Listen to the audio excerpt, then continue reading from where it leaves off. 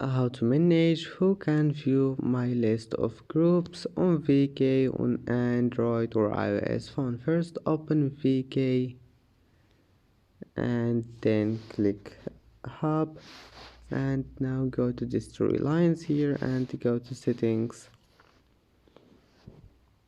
and now scroll down until you find privacy, and then scroll down again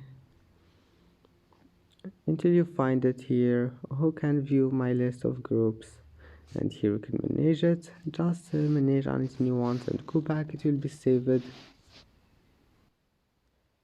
And that's it for today's video. If you like this video, please don't forget to like and don't forget to subscribe, and thank you for watching this video until the end, and see you in the next video.